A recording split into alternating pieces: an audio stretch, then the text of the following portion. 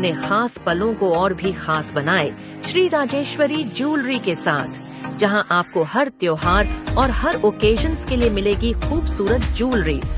तो आइए और सोने की चमक से अपने पलों को सजाइए।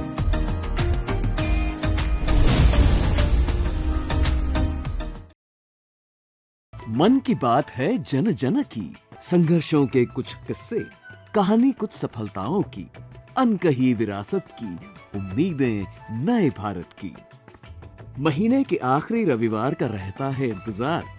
ब्रह्मपुत्र के घाट से हिमालय के विस्तार तक होती है मन की बात प्रधानमंत्री के साथ। तो सुनिए इस महीने 25 मई सुबह 11 बजे मन की बात आकाशवाणी और दूरदर्शन के सभी चैनलों पर और प्रसार भारती के OTT प्लेटफॉर्म वेव्स पर सजीव प्रसारण लाइव स्ट्रीमिंग के माध्यम से। इसके अतिरिक्त आकाशवाणी और दूरदर्शन के YouTube चैनल और प्रसार भारती के ऐप न्यूज ऑन एयर पर सजीव प्रसारण लाइव स्ट्रीमिंग के माध्यम से। तो याद रखें, रविवार 25 मई सुबह 11 बजे मन की बात।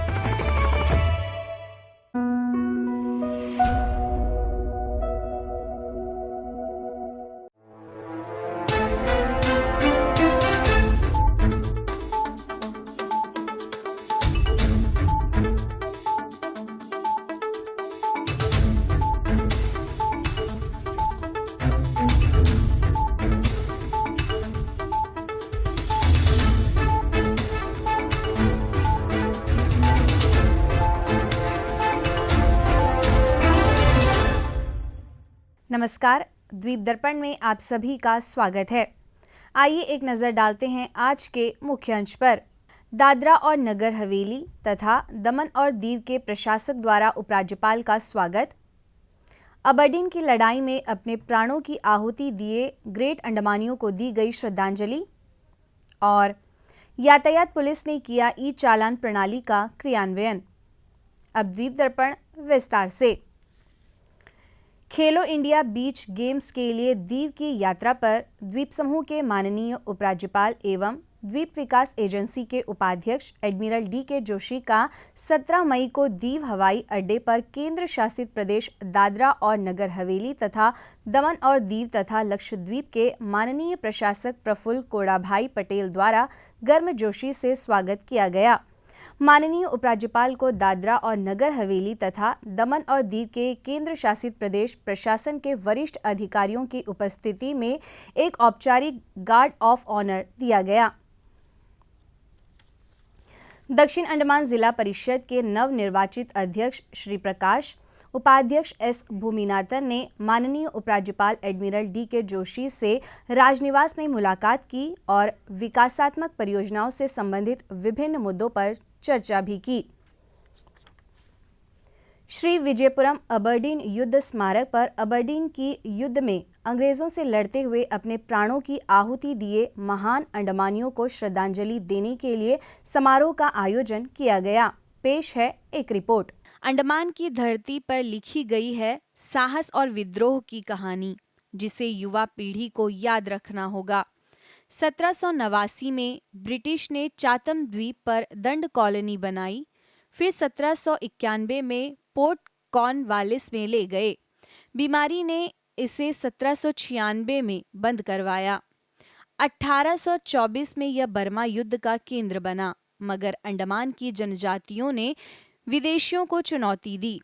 1830-40 के दशक में रनमीड़ और ब्रिटेन के बचे लोग जनजातियों के हमलों से लड़े। 1857 के विद्रोह के बाद 1858 में नई जेल बनी। कैदियों ने रॉस द्वीप पर जंगल साफ किए, पर जनजातियों का प्रतिरोध अटल रहा। पोर्ट ब्लेयर के Rajiv Gandhi water sports complex में स्मारक इन वीरों को सलाम करता है। अंडमान तथा निकोबार प्रशासन के मुख्य सचिव डॉक्टर चंद्रभूषण कुमार ने द्वीपवासियों का नेतृत्व करते हुए 17 मई 1859 को ब्रिटिश औपनिवेशिक शासकों और ग्रेट अंडमानी के बीच लड़े गए अबरडीन की लड़ाई में मारे गए ग्रेट अंडमानियों को श्रद्धांजलि अर्पित की। कला और संस्कृति विभाग द्वारा जल क्रीड़ा परिसर स्थित अबरडीन की लड़ाई स्मारक पर एक समारोह आयोजित किया गया। जिसमें मुख्य सचिव ने मारे गए ग्रेट अंडमानियों को श्रद्धांजलि देने के लिए स्मारक पर पुष्पांजलि अर्पित की।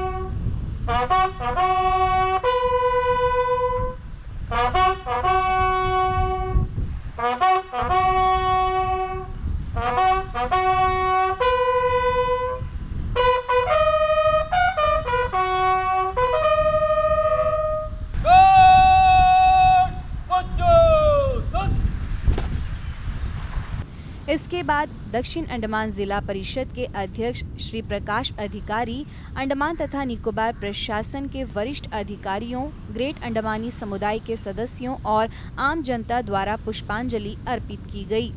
बाद में मुख्य सचिव ने इस अवसर पर उपस्थित ग्रेट अंडमानी जनजाति के साथ बातचीत भी की।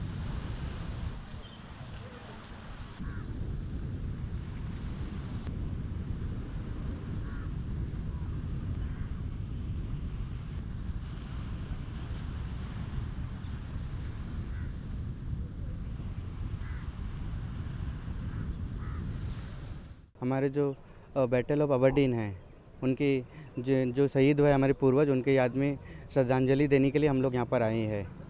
आज से जब यहाँ पे शुरू ब्रिटिश का आना हुआ था, तब अराउंड 17 मई 1857 के समय हमारे यहाँ पे एक बैटल हुआ था, जिनको हम लोग बैटल ऑफ अबरडीन बोलते हैं। उस दिन हमारे बहुत सारे अंडमानीज लोग शहीद हुए, जो हमारे पूर्वज थे, क्योंकि हम नहीं चाहते थे कि बाहर वाले कोई आए हमारे यहाँ पे आके रहे, कब्जा करे, वो नहीं चाहते थे। उन्होंने उनके लिए डटकर लड़ाई किया। लेकिन हम एक जो कैदी हमारे वहाँ पर आए थे, जिनको हम लोग ने बचाया था, दूतनाथ तिवारी, वो आकर उनको हम लोग शरण दिया, तो वो हमारे जो लड़ाई की रणनीति थी हमारे पूर्वजों के, वो सारे बात उन्होंने ब्रिटिश में जो जेपी वालकर सर थे वहाँ पर जो थे, उनको आकर ये बात बताया कि हम वहाँ पर अटैक करने वाले थे करके। तो हमारे पूर्वज लोग आने वाले थे 17 मई 1857 को। तब जब यहाँ पर अटैक करे तो उन लोग पहले से प्रिपेयर्ड था, कि उनको पता था कि यहाँ पर अभी अटैक होने वाला है। उस वजह से हमारे बहुत सारे जो अंडमानीज पूर्वज हैं हमारे, उनको शहीद होना पड़ा उस दिन। लेकिन हम लड़े थे कि हमें यहाँ पर ऐसे बाहर वाले आकर हमारे यहाँ पे कब्जा ना करे, उसके लिए। बैटल ऑफ अबरडीन हमारे लिए बहुत ज़्यादा मतलब महत्व रखता है, क्योंकि बैटल ऑफ अबरडीन में हम उस टाइम में तीर कमान यही सब चलाते थे, और ब्रिटिश के पास जो था वो गन सब था। तो उसके अगेंस्ट में जाके लड़ना इतना ब्रेव, मतलब हमारे एंसेस्टर इतना ब्रेव थे कि मतलब वो उनको पता था कि ब्रिटिश के पास ऐसा सब कुछ है, ऐसा औजार है जिससे मतलब उनकी जान जा सकती है, फिर भी उन्होंने मतलब बिना डरे जाके उनसे लड़ा है। तो ये हमारे लिए एक इंस्पिरेशन भी है कि पीछे नहीं हटना चाहिए अपना जगह के लिए। उन लोग कितना अपना कुर्बानी दिए, आज हम लोग उनकी वजह से यहाँ पर है अंडमान में, क्योंकि अगर उनका जान उस दिन मतलब उन लोग अगर कुर्बान नहीं करते तो हम लोग का फिर आज अंडमान पता नहीं शायद मिल ही नहीं पाता, क्योंकि हज़ारों की तादाद में हमारा जो पॉपुलेशन है वो भी डिक्रीज़ हो गया, और आज हम 70 के आसपास अंडमानी बचे हैं। तो ये हमारे लिए मतलब एक वो भी है, मतलब अच्छा भी नहीं है क्योंकि इतना पॉपुलेशन डिक्रीज़ हुआ, लेकिन ये अंडमान के लिए अपना जान कुर्बान करे, वो भी हमारे लिए बहुत गर्व की बात है। बैटल ऑफ अबरडीन जाके हमारे लिए, अंडमान के लिए बहुत एक इम्पॉर्टेंट बैटल है, एक हिस्टोरिक बैटल है। तो लेकिन अभी कई जनरेशन में देखा जाए तो बैटल ऑफ अबरडीन किसी को नहीं पता। हैज़ा अंडमानीस हम लोग को पता है, लेकिन हैज़ा यहाँ वाले लोगों को किसी को नहीं पता कि बैटल ऑफ अबरडीन क्या है। तो मेरा यह है कि बैटल ऑफ अबरडीन क्या है सबको पता हो, और ऐसा नहीं रहना कि मतलब ये हम लोग का जो क्या बोलते हैं, जो बलिदान किया है उस लोग को ऐसी मतलब वेस्ट नहीं जाना चाहिए। वो सबको पता होना चाहिए कि बैटल ऑफ अबरडीन क्या है और किस वजह से लड़ाई और कैसा हुआ करके।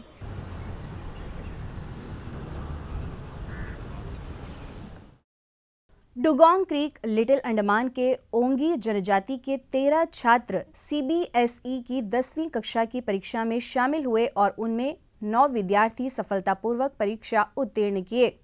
इन छात्रों को उनकी उपलब्धि के लिए लिटिल अंडमान पंचायत समिति के प्रमुख S परमानाथन, RK पुर स्कूल के प्रधानाचार्य और स्कूल के शिक्षकों, आदिम जनजाति विकास समिति के कर्मचारियों, अभिभावकों ने पूरे ओंगी आदिवासी समुदाय को उनके अटूट समर्थन और प्रोत्साहन के लिए हार्दिक बधाई दी है। आइए अब लेते हैं एक छोटा सा अंतराल।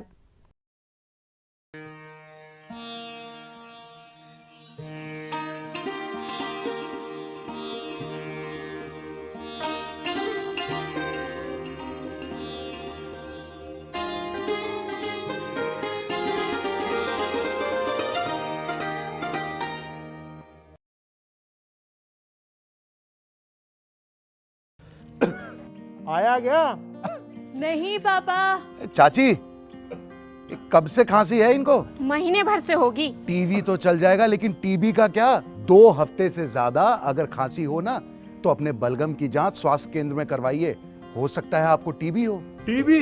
और हमको? किसी को भी हो सकती है, लेकिन 6-8 महीने का इलाज है बस। अगर दवा बीच में रोक दी तो टीबी बिगड़ भी सकती है। बहुत पैसा लग जाएगा। देश के हर सरकारी स्वास्थ्य केंद्र में इसके इलाज और जांच दोनों मुफ्त होती है। आया क्या? आ गया। टीबी हारेगा, देश जीतेगा। भारत के जीवंत शहरों और अनूठे गांवों में हर क्षण में एक नया जीवन, एक नया भारत जन्म लेता है और उस जीवन को सुरक्षित रखने में साथ निभा रहा है यूनिवर्सल इम्यूनाइजेशन प्रोग्राम UIP, विश्व का सबसे बड़ा टीकाकरण कार्यक्रम। We want to ensure that no child in India dies of vaccine preventable disease. प्रधानमंत्री नरेंद्र मोदी की प्रेरणा से UIP को और सशक्त बनाने के लिए स्वास्थ्य एवं परिवार कल्याण मंत्रालय ने प्रारंभ किया एक डिजिटल प्लेटफॉर्म यूविन, एक क्लिक सुरक्षा की ओर। कोविन की सफलता से प्रेरित यूविन प्लेटफॉर्म लाखों और जानों को बचाने वाली एक क्रांतिकारी पहल है। एक डिजिटल क्रांति जो आपके बच्चे का टीकाकरण कार्यक्रम ला रही है आपकी हथेली तक, जहां आप आसानी से खुद का रजिस्ट्रेशन कर पाएंगे। यूएन ऐप आशा दीदी तरफ ही जानी पाइली।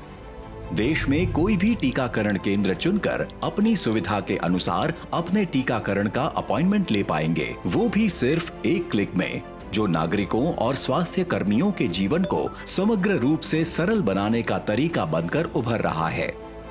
यहाँ लोगों का रिकॉर्ड स्थानीय स्तर पर उपलब्ध होगा, जिससे अब स्वास्थ्य कर्मियों की घंटों की मेहनत बचेगी।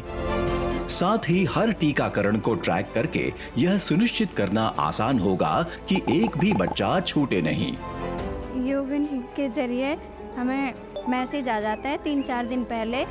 शक्तिशाली डेटा एनालिटिक्स सिस्टम के कारण यूविन के माध्यम से आपके मोबाइल पर उपलब्ध होता है QR आधारित डिजिटल टीकाकरण प्रमाण पत्र, जो जन्म से 16 वर्ष तक हर बच्चे के टीकाकरण के रिकॉर्ड को रखता है सुरक्षित और परिवार को चिंता मुक्त करता है। एक क्लिक द्वारा ममता कार्ड डिजिटल होवाथी एनी संपूर्ण माहिती यूविन एप्लीकेशन द्वारा मળી જાય છે। बीमारियां ਦੇ ਬਚਾਅ ਲਈ ਬੱਚਿਆਂ ਦਾ ਟੀਕਾਕਰਨ ਕੀਤਾ ਜਾਂਦਾ ਹੈ ਤੇ यूविन ऐप इस ਵਿੱਚ ਸਾਨੂੰ बहुत ही सहायता करता है।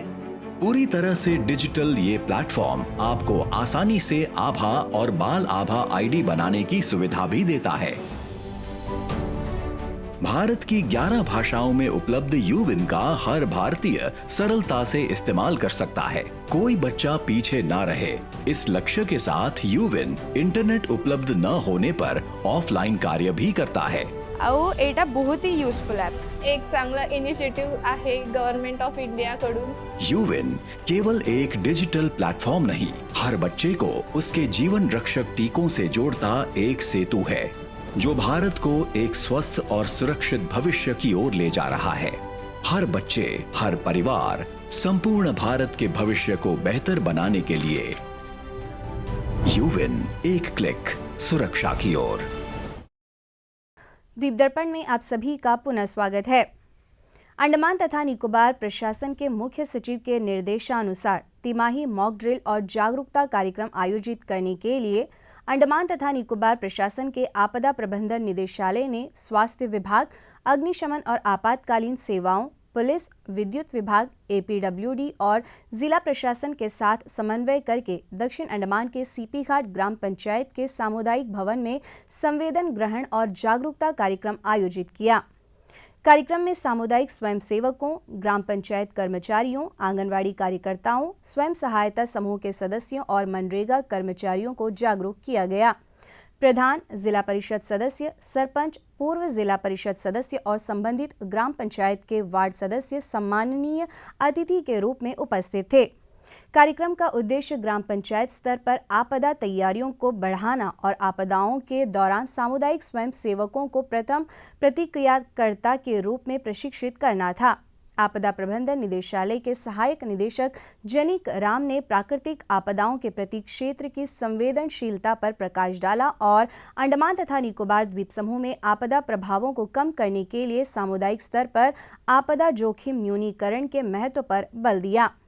तकनीकी सत्र के दौरान राष्ट्रीय आपदा प्रतिक्रिया बल ने खोज और बचाव और मेडिकल फर्स्ट रेस्पॉन्डर तकनीकों सहित बुनियादी जीवन रक्षक प्रशिक्षण दिया। अग्निशमन सेवा के एक निरीक्षक ने घरेलू आग और बिजली सुरक्षा उपायों के बारे में विस्तार से बताया। विद्युत विभाग के अधिकारियों ने प्रतिभागियों से बिजली के उपकरणों का सुरक्षित उपयोग करने और बिजली बचाने का आग्रह किया। सीपी घाट ग्राम पंचायत के पंचायत सचिव ने सभी सहभागी विभागों और प्रतिभागियों के प्रति आभार व्यक्त किया। ई चालान प्रणाली के क्रियान्वयन से यातायात कानून प्रवर्तन में एक बड़ा बदलाव आया है। पारंपरिक मैनुअल प्रणाली की जगह डिजिटल प्लेटफॉर्म ने यातायात उल्लंघनों से निपटने में अधिक पारदर्शिता सुनिश्चित की है और इसका लाभ अब आम जनता द्वारा व्यापक रूप से उठाया जा रहा है। नागरिकों को याद दिलाया जाता है कि उन्हें चालान विवरण के साथ एसएमएस अलर्ट प्राप्त होते हैं और वे अपने पंजीकृत मोबाइल नंबर पर भेजे गए लिंक पर क्लिक करके आसानी से ऑनलाइन जुर्माना भर सकते हैं।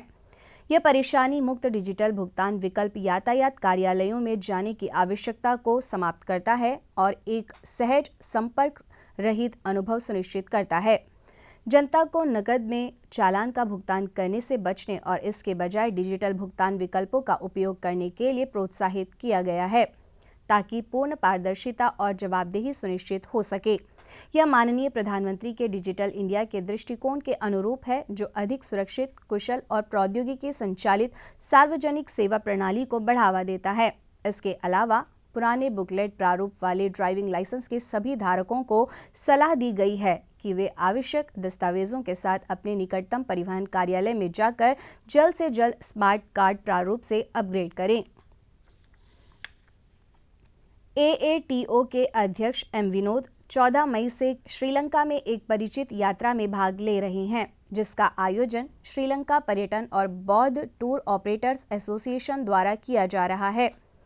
FAM यात्रा का उद्देश्य सीमा पार पर्यटन सहयोग को बढ़ावा देना और भारतीय पर्यटन नेताओं को श्रीलंका के विविध पर्यटन प्रस्तावों, बुनियादी ढांचे और आतिथ्य क्षेत्र का प्रत्यक्ष अनुभव प्रदान करना था। इस यात्रा में श्रीलंका के प्रमुख स्थलों, सांस्कृतिक स्थलों और पर्यटन पहलों में क्यूरेट किए गए अनुभव शामिल थे। एम विनोद ने श्रीलंका पर्यटन को उनके आतिथ्य और संरचित यात्रा कार्यक्रम के लिए भी धन्यवाद दिया, जिसने द्वीप स्थलों के बीच सहयोगी पर्यटन की क्षमता को प्रदर्शित किया। ऐसी पहलों से क्षेत्रीय पर्यटन साझेदारी को मजबूत करने, द्विपक्षीय यात्रा को प्रोत्साहित करने और सतत पर्यटन विकास के लिए सर्वोत्तम प्रथाओं के आदान प्रदान को बढ़ावा देने की उम्मीद है। आइए अब लेते हैं एक छोटा सा अंतराल।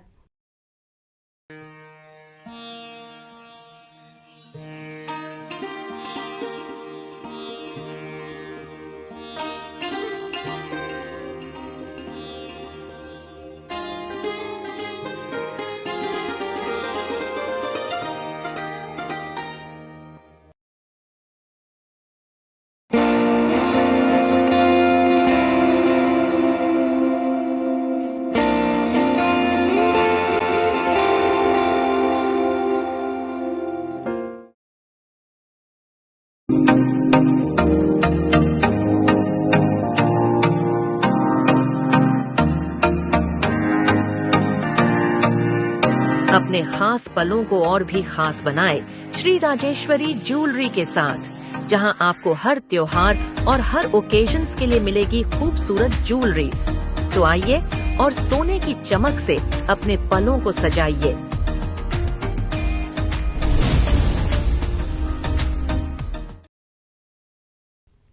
दीप दर्पण में आप सभी का पुनः स्वागत है। राजकीय बालिका वरिष्ठ माध्यमिक विद्यालय में बच्चों के लिए बहुप्रतीक्षित ग्रीष्मकालीन हॉबी कक्षाओं का आधिकारिक रूप से उद्घाटन किया गया, जिससे विद्यालय में उत्साह का माहौल रहा। शिक्षा निदेशक विक्रम सिंह के मार्गदर्शन में शिक्षा विभाग की पहल पर महाव्यापी यह कार्यक्रम युवा मस्तिष्क को विभिन्न रचनात्मक गतिविधियों में संलग्न करने का अवसर प्रदान करता है। कक्षाएं 17 जून तक प्रतिदिन सुबह 9 बजे से दोपहर 12 बजे तक चलेगी। 13 मई को आयोजित उद्घाटन समारोह में मुख्य अतिथि के रूप में दक्षिण अंडमान के कार्यालय प्रमुख सह उप शिक्षा अधिकारी ज्ञानशील दुबे उपस्थित थे, जबकि उप शिक्षा निदेशक सह राजकीय बालिका वरिष्ठ माध्यमिक विद्यालय के प्रधानाचार्य अर्चना सिंह सम्माननीय अतिथि थीं। मुख्य अतिथि ने प्रतिभागियों और उनके अभिभावकों को संबोधित करते हुए बच्चों में रचनात्मकता और समग्र विकास को बढ़ावा देने में हॉबी कक्षाओं के महत्व पर प्रकाश डाला। उन्होंने सभी को अपने समय का रचनात्मक उपयोग करने और अपनी कलात्मक प्रतिभाओं को तलाशने के लिए प्रोत्साहित किया। अर्चना सिंह ने प्रतिभागियों को अपनी आंतरिक प्रतिभाओं को खुलकर तलाशने और अपने कौशल को निखारते हुए कक्षाओं का आनंद लेने के लिए भी प्रोत्साहित किया। शिक्षा विभाग द्वारा आयोजित की जा रही समर हॉबी कक्षाओं में गायन, नृत्य, वाद्य संगीत, चित्रकला, पेंटिंग और शिल्प सहित कला के विविध रूप पेश किए जाते हैं। इस पहल से युवा छात्रों को अपने ग्रीष्मकालीन अवकाश के दौरान अत्यधिक कुशल और प्रतिभाशाली सलाहकारों के साथ मूल्यवान और समृद्ध अनुभव प्रदान करने का अवसर मिलेगा। ये हॉबी क्लास में हम फिलहाल अभी क्राफ्ट और ड्राइंग में, तो हमारी जो ड्राइंग की क्राफ्ट टीचर है वो वंदना दास मैम बहुत अच्छे से सबको ड्राइंग सिखाती है। अब तक उन्होंने ग्रीटिंग कार्ड, हैट बनाना और वॉल हैंगिंग सब भी सिखाया है। हॉबी क्लास अभी फ़िलहाल परसों से ही शुरू हुआ है और यहाँ बच्चों को काफ़ी अच्छी अच्छी चीज़ें सिखाई जाती है। यहाँ बच्चे अपनी जो भी उनकी पैशन है वो सब वो सीख सकते हैं जो वो चाहते हैं।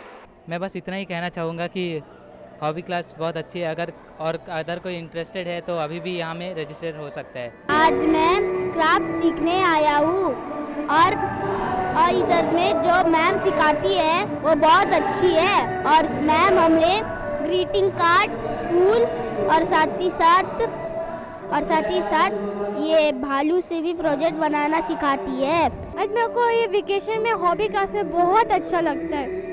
बहुत सा कुछ सीखने को मिलता है, बहुत सा डांस, सिंगिंग सब बहुत। ये एजुकेशनल पार्ट का है।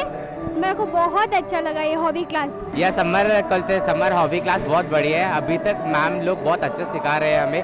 अभी तक हमें फ्लावर और एक बार ग्रीटिंग कार्ड्स कैसा बनाने और बच्चों को कैसा मदद करने हम सबको बताते हैं। मैं यहाँ में क्या बोलते हैं इंस्ट्रूमेंट सीखने आता हूँ, जैसे पियानो, गिटार, सिंगिंग सीखने आता हूँ मैं। यहाँ में आकर बहुत अच्छा भी लगा। यहाँ पे बहुत अच्छा लग रहा है डांस सीखने, क्योंकि यहाँ में सारे सर अवेलेबल है। सर एंड मैम हमें अच्छे से डांस सिखाते हैं।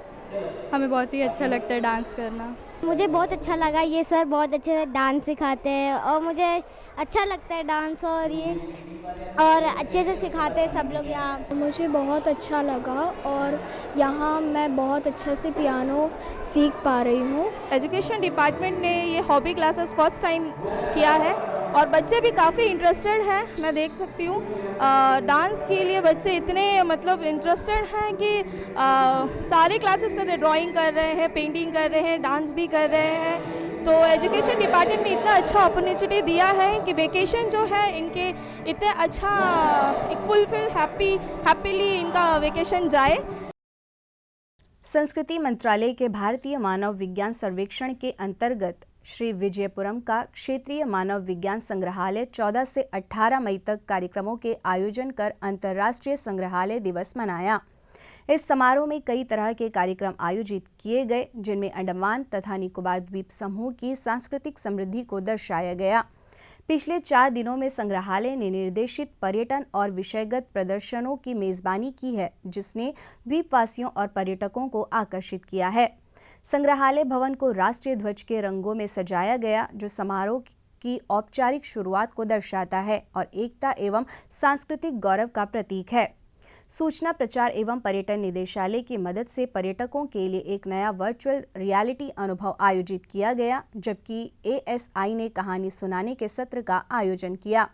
संग्रहालय में 3 प्रमुख गतिविधियां आयोजित की गईं, जिसमें ASI द्वारा एक आकर्षक कहानी सुनाने का सत्र शामिल है, जिसमें सुबह के सत्र में इतिहासकार और कला एवं संस्कृति की पूर्व सहायक निदेशक डॉक्टर रशीदा इकबाल संसाधन व्यक्ति थीं। दोपहर के सत्र की शुरुआत संस्कृति मंत्रालय के आदित्य नाट्य अकादमी समूह द्वारा नुक्कड़ नाटक से हुई, जिसके बाद अंडमान तथा निकोबार प्रशासन की कला एवं संस्कृति सचिव ज्योति कुमारी की अध्यक्षता में एक कहानी सुनाने का सत्र हुआ, जिसे पहली निकोबारी मानव विज्ञानी और भारतीय मानव विज्ञान सर्वेक्षण की पूर्व क्षेत्रीय निदेशक डॉक्टर एनसीटस जस्टिन ने सुनाया।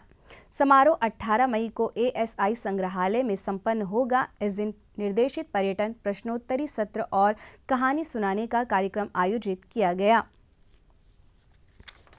शिक्षा विभाग 22 से 26 मई तक नेताजी स्टेडियम और जवाहरलाल नेहरू राजकीय महाविद्यालय के फुटबॉल मैदान में अंडर 17 लड़कों के लिए 7वें अंतर क्षेत्रीय राज्य स्तरीय फुटबॉल लीग सह नॉकआउट टूर्नामेंट का आयोजन करने जा रहा है।